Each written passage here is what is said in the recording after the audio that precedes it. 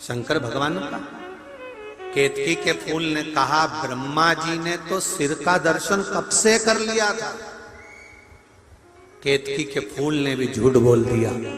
शंकर भगवान की आकाशवाणी हुई, हे केतकी के फूल, हे केतकी के पुष्प, मैं तुझे श्राप देता हूं, सारे देवताओं पर तू चढ़ेगा पर शंकर भगवान पर कभी नहीं चढ़ेगा। अगर भूल से भी चढ़ गया तो 1000 गौ हत्या के बराबर दोष लग जाएगा।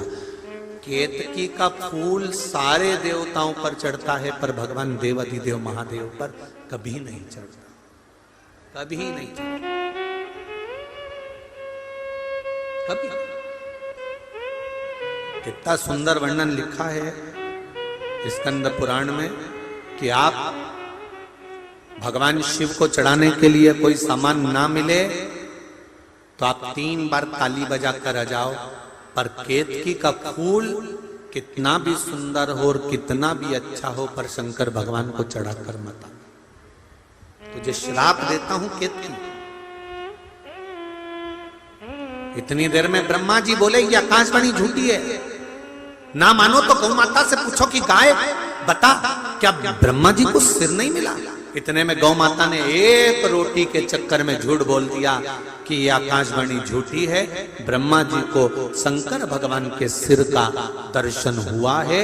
इतना सुना तो क्रोध आ गया शंकर भगवान को। शिव जी ने श्राप, मां कहलाती है, दुनिया तुझे पूजती है, गौ माता दुनिया तेरे चक्कर में पड़ी रहती है, लोग तुझे पूछते हैं, तू दुनिया में मां कहलाती है। तूने झूठ बोला है गौ माता, मैं तुझे श्राप देता हूं, तेरा पूरा शरीर पूजा जाएगा, पर जिस मुख से तूने झूठ बोला है तेरा वो मुख अपूज्य माना जाएगा।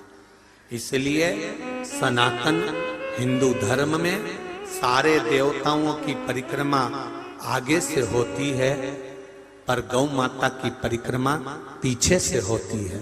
गाय की परिक्रमा पूंछ से प्रारंभ होकर पूंछ पर विराम होती है। पूंछ से चालू होगी, पूंछ पर विराम। और सनातन हिंदू धर्म में सारे दान आगे से होते हैं, कन्यादान आगे से, वस्त्र दान आगे से, सारे दान तुम जितने दान करना चाहो, पिंड दान, अन्न दान, वस्त्र दान, स्वर्ण दान, भूमि दान, कन्यादान, मुद्रा दान, जो दान करना चाहो सब आगे से होते हैं। सनातन हिंदू धर्म में केवल गौ माता का दान, गौ माता का दान कैसा होता है जो पीछे से होता है। गाय की पूंछ पकड़ कर करना पड़ता है क्योंकि इसने झूठ बोल दिया था। ये झूठ बोली,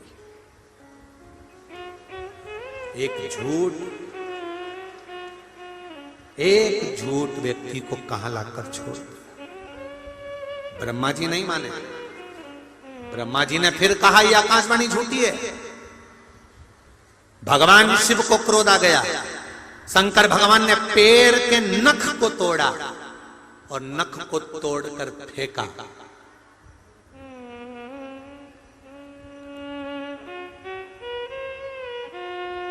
काल भैरव प्रकट किया। भविष्य पुराण में एक बात मिली, उसका स्मरण करिएगा। जितनी भी कथा इससे पहले बाकी हैं उसमें यह प्रसंग नहीं आया। आज ये प्रसंग आपके बीच में आया है तो थोड़ा ध्यान लगाकर सुनना। आस्था चैनल वाले भी जितने सुन रहे हैं और जितने फेसबुक यूट्यूब पर सुन रहे हैं और जितने इस अशोक नगर की पावन धरा पर सुन रहे हैं। भविष्य पुराण कहती है पांव के अंगूठे का नख जब भी काटो, उसको काटते समय कोई देखे ना, और दूसरा उसको कहां फेंका गया है उसका स्मरण परिवार के व्यक्ति को नहीं होना चाहिए। कारण भविष्य पुराण कहती है हमारे पैर के नख का अंगूठा का नख, पैर का जो अंगूठा है उसका जब हम नख काटते हैं और काट कर हम उसको फेंकते हैं, उस पर से जितने मनुष्य, जितने जीव निकल कर जाते हैं जितने जीव निकल कर जाएंगे, जितने मनुष्य निकल कर जाएंगे, शरीर में उतने मनुष्यों को गिन लीजिए और उतने रोग इस मानव के शरीर में मृत्यु के पहले आते ही हैं। ये निश्चित है, भविष्य पुराण के अंतर्गत लिखा। कई लोगों को बड़ा शौक रहता है पांव के नख काटने का, या माताएं तो हमेशा लगी रहती 24 घंटा वाय घसने में है। तो निवेदन है कि आप पांव के नख काटो, मना नहीं है, पर उस पांव का नख अगर कटा हुआ है, अंगूठे का नख अगर कटा हुआ है, उस अंगुष्ठ के कटे हुए नख को तुम कहीं गटर में, नाली में, कहीं किसी ऐसी जगह पटको जिस पर किसी का चरण ना आकर पड़े।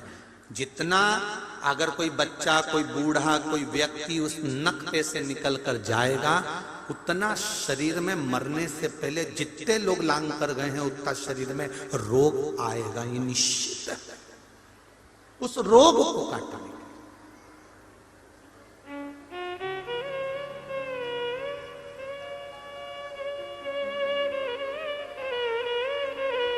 मरने से पहले, जन्म से लेकर मृत्यु तक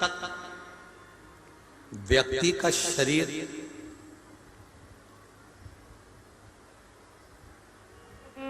हर 10 वर्ष में बदल जाता है। 7 बार मृत्यु से पहले यह मानव का शरीर बदलता है। जब यह मानव का शरीर बदलता है तो इसके अंदर का जो निकल कर जाता है, एक मल के द्वारा, दूसरा नख के द्वारा, तीसरा केश के द्वारा, बाल के द्वारा। क्यों? गया जी में तर्पण करने जाते हैं, पिंड देने के लिए जाते हैं, हरिद्वार में पिंड देने के लिए जाते हैं, ब्रह्म कपाली करने के लिए बद्रीनारायण जाते हैं, या घर में कोई चले जाता है तो कहा जाता है बाल देना पड़ेगा। आखिर कारण क्या है? इस केश में, इस बाल में ऐसा है क्या?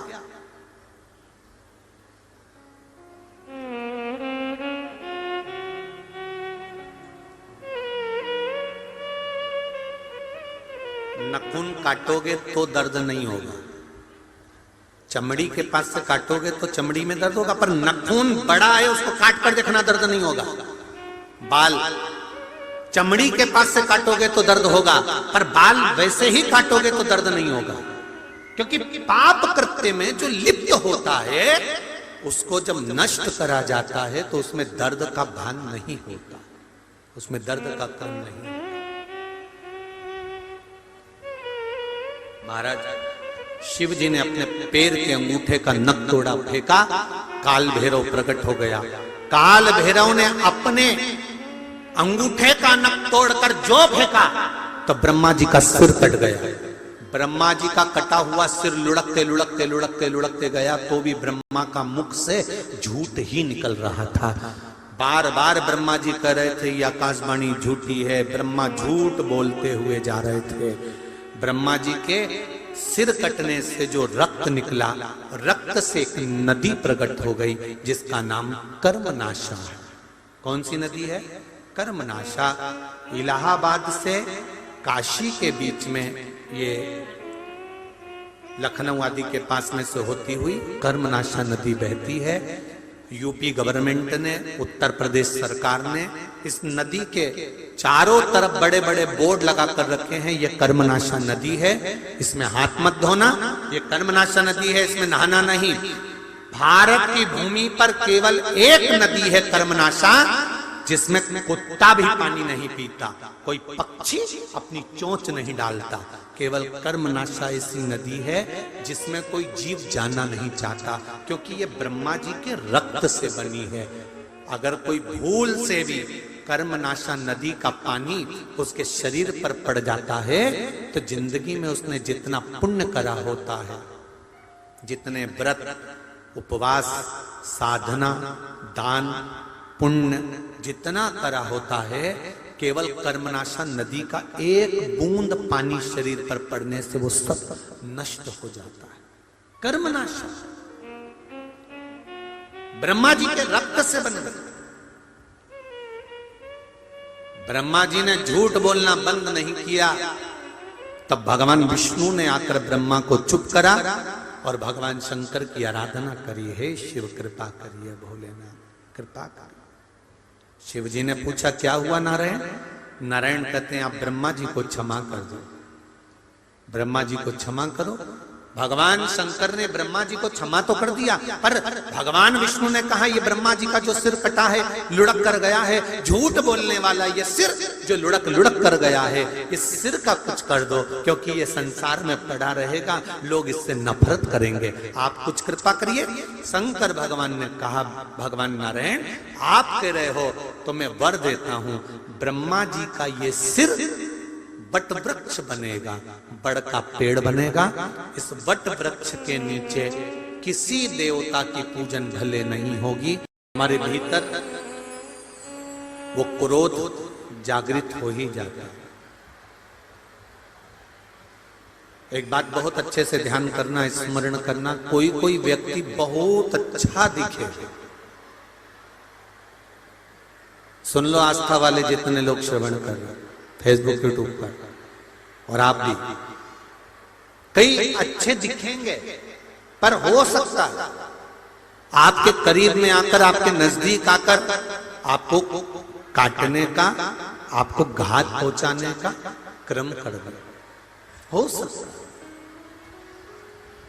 कारण शिव पुराण कहती है वो अच्छा है, उसका व्यवहार अच्छा है, उसका नेचर अच्छा है, सब कुछ ठीक है, पर जो पूर्व समय में लोमड़ी बना था, पूर्व समय में वो लोमड़ी बनकर उसने जो चालाकी कर कर कहीं ना कहीं किसी ना किसी रूप में घात पहुंचाया था, वो लोमड़ी का थोड़ा ना थोड़ा अंश हो सकता है उसके शरीर में रह गया, इसलिए वो आपको भी कहीं ना कहीं घात पहुंचा। तो शिव कथा एक बात कहती है,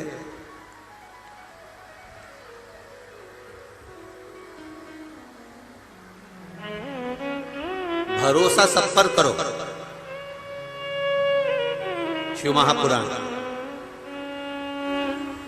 भरोसा सब पर करो, पर शिव पुराण कहती है विश्वास केवल देवाधिदेव महादेव पर करो, विश्वास केवल देवाधिदेव महादेव पर।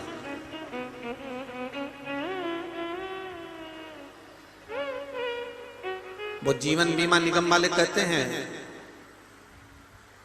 और बीमा करने आते हैं तो बोलते हैं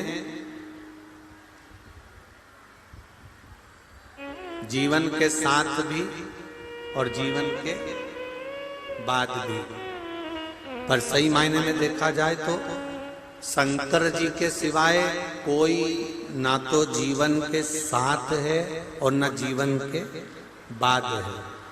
मरने के बाद पूरा परिवार तुमको शमशान में छोड़कर आ जाएगा, अकेले चिता पर हड्डियां चटर चटर कर रही होगी और आग लग रही होगी, कोई बचाने वाला नहीं आएगा, कोई।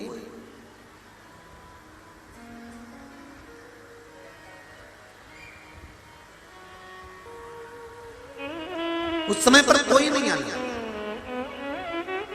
जैसे तुम्हारे जीवन के साथ में मेरा देव अधिदेव महादेव चल रहा है, तुम्हारे संपूर्ण जीवन के सुख दुख में देव अधिदेव महादेव चल रहा है, वैसे ही तुम्हारे मृत्यु के बाद भी मेरा देव अधिदेव महादेव तुम्हारे साथ में अंत बिंदु तक खड़ा हुआ है, अंत बिंदु।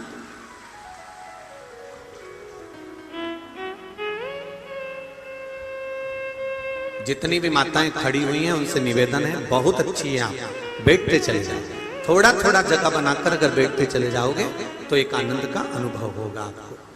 महाराज एक जीवन का आनंद यही है, जीवन के साथ भी है और जीवन के बाद भी, साथ में भी चल रहा है और बाद में भी चल रहा है। अंत समय प्रभु आना पड़ेगा, वचन दिया को निभाना पड़ेगा। आए ना आए प्रभु कुटुंब कबीला, अंत समय प्रभु आना पड़ेगा।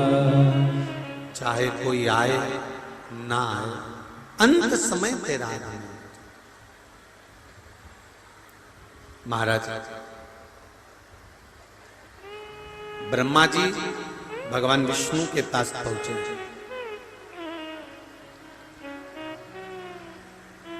और भगवान विष्णु ने ब्रह्मदेव को देखा। अचानक